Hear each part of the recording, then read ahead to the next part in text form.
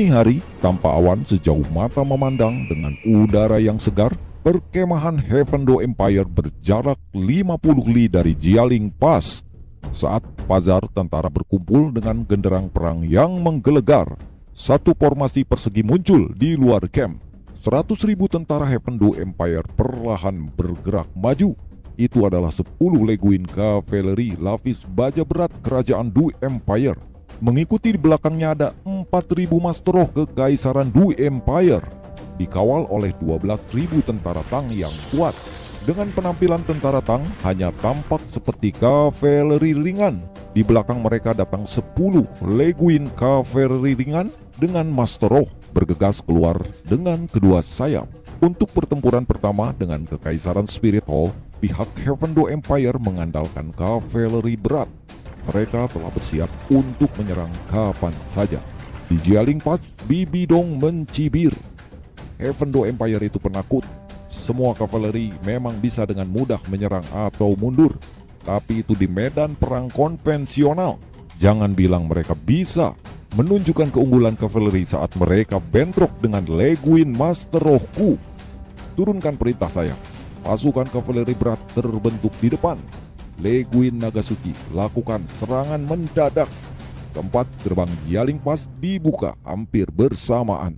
Sejumlah besar tentara lapis baja berat dengan cepat keluar dari Jialing Pass. Pasukan berat Jialing Pass ini tidak tersusun rapi seperti kavaleri berat Heavendo Empire. 200.000 tentara kuat kerajaan Du Empire terhenti ketika jaraknya masih 20 li dari Jialing Pass. 10 leguin kavaleri berat dibentuk dalam garis lurus, membuka jalan di tengah dijaga oleh tentara Tang.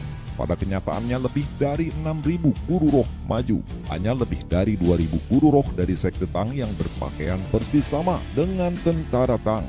Kavaleri ringan menyebar di kedua sisi sayap, menjatuhkan busur panjang dari punggung mereka. Mereka sebenarnya adalah pemanah kavaleri. Di sisi lain, 8 leguin Kekaisaran Spirit Hall secara langsung bersiap di depan celah. 10.000 tentara yang kuat bergegas keluar dari celah. Semua maju dengan berjalan kaki, tapi mereka tidak bergerak lebih lambat dari kecepatan kuda. 10.000 orang ini benar-benar berbaris di depan Jialing Pass.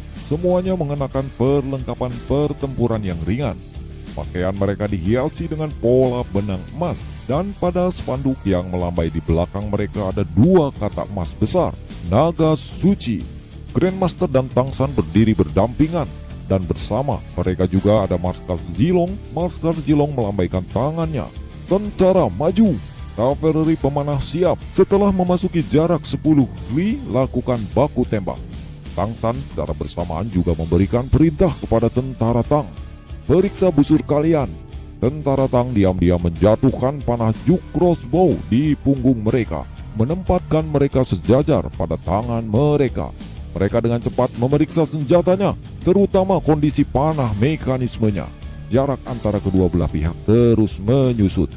Ketika jarak tinggal 10 li, pasukan kavaleri ringan di sisi Heavendo Empire bereaksi.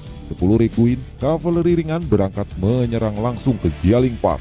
Di atas Jialing Pass, Bibi Dong tidak bisa menahan cemberut ketika dia melihat 100.000 kavaleri ringan menyerang. Apakah orang-orang Heavendo Empire ini ingin bunuh diri? Lebih dari 2.000 murid sekte Tang berjaga di depan Tangsan, Grandmaster, dan Marskal Jilong. Terjauh di depan adalah barisan yang dibentuk oleh murid Balai Pertahanan dan Balai Pengobatan. 2.000 guru roh yang tersisa serta 4.000 guru roh bawahan Grandmaster. Semuanya menunggu dengan tenang. Dugubo, apakah kamu berani menyerang denganku? Tangsang berteriak keras. Suara Dugubo datang dari para guru roh. Tidak ada yang saya takuti. Saya tidak pandai melawan titel dulu sendirian. Tapi untuk pertarungan kelompok ini, siapa yang berani mengatakan mereka lebih kuat dari saya? Ayo pergi. Tangsan menoleh ke Grandmaster.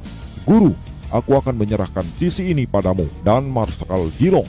Master of musuh yang di depan memiliki pertahanan yang terlalu kuat. Itu akan mempengaruhi keefektifan dari Godly Juk Crossbow. Lebih baik kita hancurkan pertahanan mereka sekarang. Tangsan meraih si God Trident dan melompat. Di belakangnya 6 Shrek Seven Devil lainnya melompat. pada saat yang sama dengan Tangsan. Zuzu King, Nerongrong Daimobai, Oscar, dan plus satu master balai pengobatan Yang Budi langsung keluar dari formasi Heavendo. Di Bukit Jialing Pass, Bibidong melihat bahwa pihak Heavendo Empire hanya mengirim 8 orang. Dia pertama kali menatap Cemen, tetapi setelah dia melihat orang yang memimpin adalah Tangsan yang memegang Zigot Trident, dia segera panik berteriak, "Ini tidak baik. Sesepuh, ikuti saya." Sambil berbicara dia mengabaikan posisinya sebagai kaisar dan tiba-tiba melompat dari Jialing Pass. Sayap ungu terbentang di belakangnya dan dia meluncur langsung ke bawah. Kemampuan akselerasi tulang kaki kanan Kaisar Biru Perak meningkat hingga batasnya. Dengan kecepatan Tangsan, mereka yang lebih dekat dengan Leguin Naga Suci yang sedang bersiap saat masih di langit, Tangsan melemparkan Zigot Tridentnya seperti lembing. Targetnya di garis depan yaitu guru sekolah gajah lapis baja Huyan Zhen.